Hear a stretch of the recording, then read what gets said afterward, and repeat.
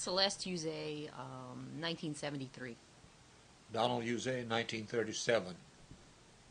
Diana Uzee, ain't none of your business. Oh, the festival started in what, 19... I want to say 73 or 72. We're not the best experts on the early history of the festival, but I think we've been doing it since the second or third year. Yeah. We've been doing it not the first year because we weren't invited. And when they invited us, we got into it whole hog.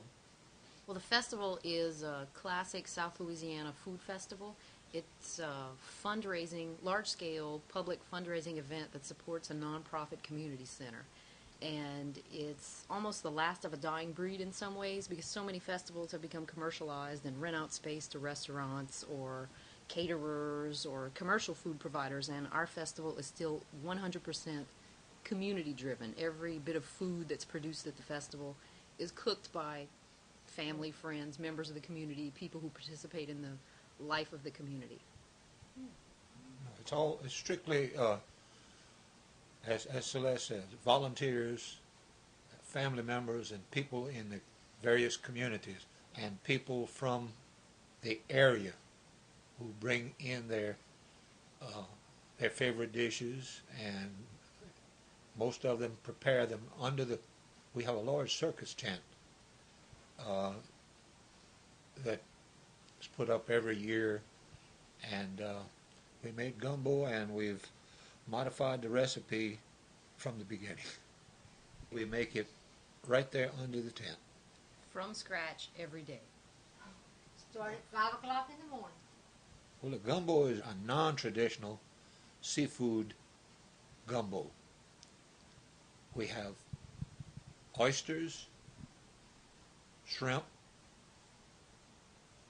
crab meat,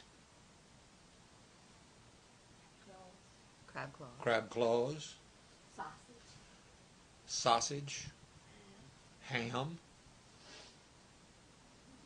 and of course a roux. roux. We don't use okra in ours. We use it's a roux base, and All the greens. Celery, celery, bell pepper, onions, green onions, parsley, seasonings. and the seasonings, which includes everything from Worcestershire to garlic Lemon juice. and lemon juice, Crab boil.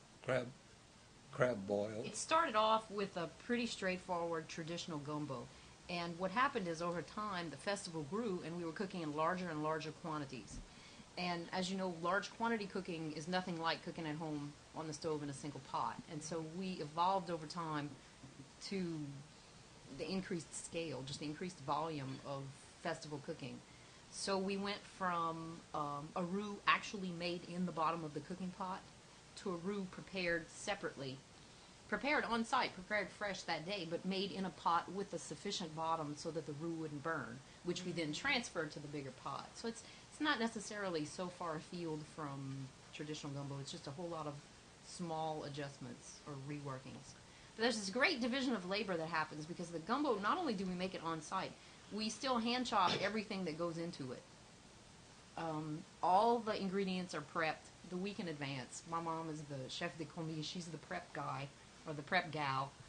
And we have a whole staff. We have a whole gang of people who show up, and we spend an entire evening cutting all the sausage, cutting all the ham, cutting all the celery, cutting all the bell pepper, cutting the onion. Oh, we do cut the onion by food processor.